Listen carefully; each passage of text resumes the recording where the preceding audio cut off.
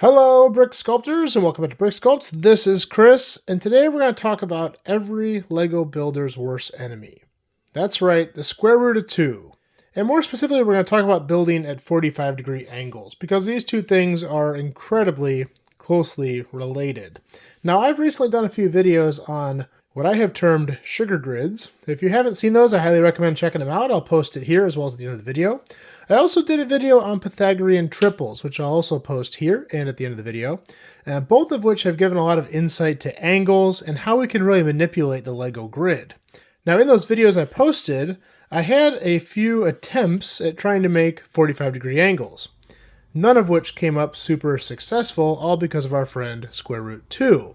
So in this video, I want to answer some questions about 45-degree angles, and I also want to show some techniques for making successful ones, because the 45-degree angle is really the holy grail of LEGO angles. The 45-degree angle unlocks a lot of possibilities in building mocks, and I think it's essential to know good ways to make one. So the first thing people kept commenting in my video was, just use turntables. Well, that looks like it would work, and maybe I'm just doing this wrong, but in my opinion, 45-degree angles, or any angles, aren't necessarily achieved by just doing turntables. Now with turntables, you can find a few spots where the connection fits pretty close, but it is an illegal connection. And also I get a lot of people asking what illegal means, usually not people who speak in LEGO speak, but an illegal technique is one that causes extra unnecessary stress on the LEGO parts and does not fit within the tolerances of LEGO. So this connection looks like it works, but you can see the base plate here is flexing. It is just long of fitting this. Now the turntable just rotates the studs. It really doesn't change anything. This is still affected by our good buddy, the square root of 2. And there's really not a good way around it using turntables, at least that I've found. If you know something I don't, post it below in the comments. The other thing with the turntable is, this is really no different than just using a 2x2 jumper. Or, to go even simpler, just putting one single stud right in the middle. This is going to give the exact same connection point. This just has 3 points of connection, and these have 1. But you'll get the exact same thing. It will fit, but it's tight, it's illegal, it's not a proper way to do this connection. And there are some lengths that might fit even closer than this, but again, they're all going to be illegal, and we know that because of square root 2. So I'm going to show you a couple ways that we can do this, achieve a perfect 45, and make it legal. The first one regarding turntables is we need to be able to rotate the rotating turntable. And a good way I found to do that is we're going to put some tile down with one single stud. And I found it's best to have these in the same orientation, so I'm going to have them both on the same side.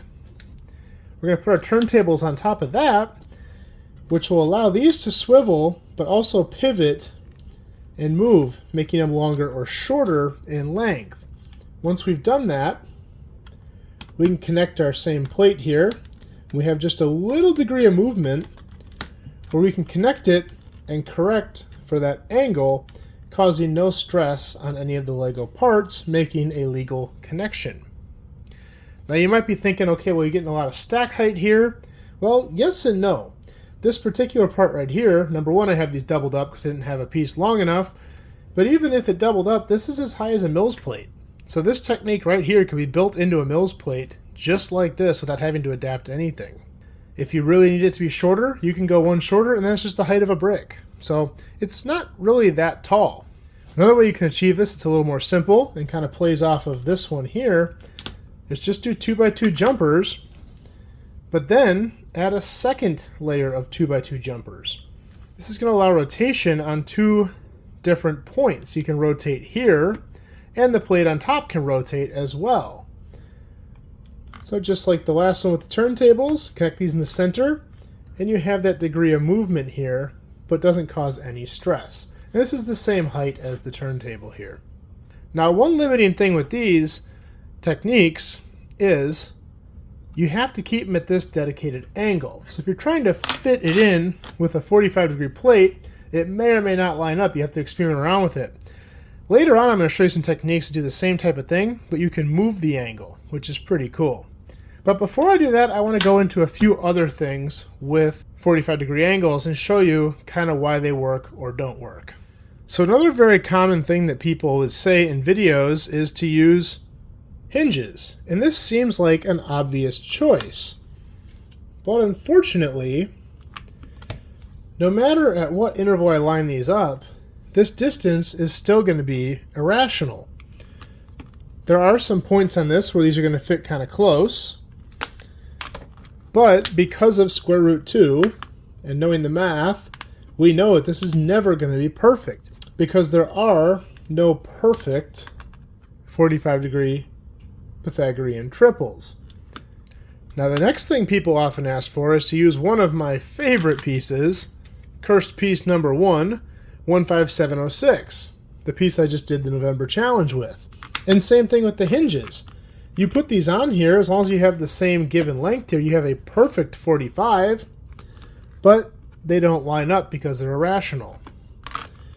No matter where you plot these, they're going to have trouble because these gaps just are not going to line up with the standard Lego grid.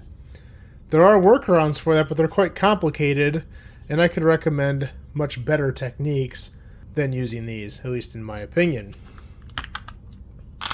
And of course we have the other cursed piece, but it's not going to achieve any different outcome. Why? Well, square root 2. They just don't line up. And it doesn't matter where you put this on this grid, it's not going to line up. Same with any of these. So we can pretty safely say that this technique can be made to work, but I think it's pretty limited, so I think we're going to move on to some different techniques. Now, one thing I discovered in my playing around with what I call sugar grids is what I initially called a super sugar grid. But I took that back because I didn't find it to be overly super, and I named a new one the super sugar grid instead. The grid I was referring to was when you take a standard sugar grid and you go just one step out in all directions. This has since been renamed to a 3x2 sugar grid.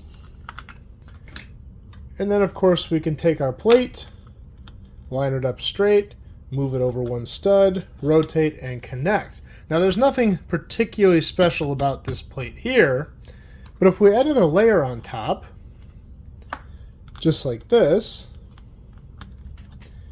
and then we put another layer on top, just like this seemed to be a perfect 45-degree angle. And I can line up this here and show you it looks pretty darn parallel. Though I thought this was an amazing discovery, it's pretty darn close, but not perfect. This actually comes out to 45.23 degrees, which is not a perfect 45-degree angle, and has trouble playing with plates and stuff when you put it in the grid. Now this will be handy if you're just using it like this and it's not built in anything. It will look close enough and no one will know it's not a 45-degree angle, except for you, but it technically is not a 45-degree angle. So now I want to show you some techniques that I've kind of played around with here this afternoon for making actual legit 45-degree angles. And some of these are very simple, some of them are quite complex, but let's go ahead and dive in here and see if we can learn a thing or two. Speaking of learning, the reason I love doing these videos is I love to hear your feedback. I love to get comments and questions because that's how I learn. I do these videos not just for you guys, but also for myself. And I really love the feedback I get because it really opens me up to new ideas. And the majority of the stuff you're watching this channel are just things you guys have mentioned. So I'm just building off the stuff that you tell me. So the more you mention, the more videos I make. Now the first technique I want to do here is I want to use these clips. And the cool thing about these clips is you can put them right in between the studs here. And I'm just going to kind of space a few of these out. Now, you do have to tinker with this to kind of find the right spacing depending on how you're attaching to them. But here I'm just going to put 4 of them down like this. At this point I can take these bar pieces attached to a plate and stick them in here. Now I left them out of the middle because I've already played around with this and I realized that they'll overlap. And these bars have a limited width, so you can only do so much with them. But if I stick 4 of these side by side like that, I can then take a plate and connect it, and voila, perfect 45-degree angle, and I can make this longer or shorter if I wanted to. If you want a little bit more freedom and maneuverability in this wall, you could make it like this. I'm going to space these out a little bit wider here, and instead of just putting the clips, I'm going to put a bar piece on them. Just like that. And once those bar pieces are on there, I can now take clips and put them on here and have quite a degree of movement side to side. If I used a single clip, I'd have even more movement. But for this connection, I'd rather do a double. It's a little bit stronger. Once I've got those in there, I can take any sort of wall and build it right into there. Just like that. And now we have a perfect 45 degree on that wall with quite a bit of adaptability. And again, your height's not getting super tall. I could do this in the height of one brick. Right now it's at the same height as a Mills plate. So you could build this right into a Mills plate as well. Now these techniques are just like this, where it's one fixed angle. But there's ways we can do this with maneuverable angles. And let me kind of show you. You see these fixed angle ones, they only really have 1 degree of motion. On these, it's side to side. But what if we gave it 2 degrees of motion and still kept it in a smaller build that we could conceal inside of a mock or a building or something like that? Well, I'm going to show you how we could do that. If we take these pieces, I did a video all about this piece because I absolutely love this piece, and we stick these on single studs just like this, that's going to give us our 1st degree of movement. And then if we take a second one, put a stud underneath, and connect it on top, now we have 2 degrees of movement, 2 points of motion. And if we do this throughout the entire range, we now have 5 different points here we can attach to, and we can move it in and out. So if I put a plate across the top of these, spacing these out 2 studs per, just like that, and again 2 studs per, I now have a nice straight wall. And I can take something like this to cover it up, which could easily be the foundation of a building, stick that on top, and I now have a wall that I can move fore and aft, out and in on these rotational items. So I can get the angle perfectly 45 here. And if I need to meet up with this and close a gap, all I have to do is slide it into position. Isn't that cool? So you really have a ton of adjustability here. And I haven't tried this yet, but I believe you could make an entire square foundation that works on this principle and moves in all directions. I might have to try that in a future video. Let me know below if you want to see me do that. Hopefully it works out. Now you can also simplify this technique by simply adding a couple of studs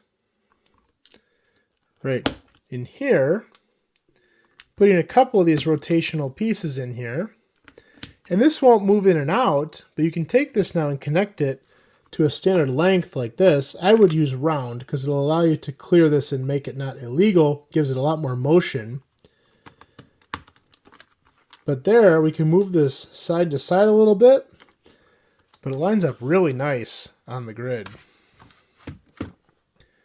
Now in the past, I've done several videos about connecting pieces in place by just simply limiting their motion. So I wanted to try that with a 45 and see if I could do it. And it turns out you can. And this is actually one of the cleanest connections I've found. It makes for a really seamless sidewall here. So I've already laid out some parts here. I've got some plates down on the ground here. And I realized I could take something like this and lay this right through here, through these gaps. And I can connect this just by putting plates right over top of it. So I'm going to build this up a little bit on each side. To keep this from moving too much back and forth, I'm just going to take some 1x1 rounds, and I'm going to put them on the back side here. And just that right there should take this and really limit its motion. And I don't believe this is illegal at this point. It does have some wiggle to it and has some side-to-side movement, but this is sitting at a perfect 45. Now I can take something like a plate, tile, and just put it right across the top. And just like that, this is completely captured. It can't move. And if you want it even more captured, put another layer on.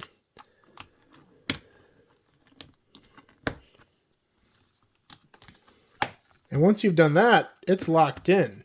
It's not moving at all.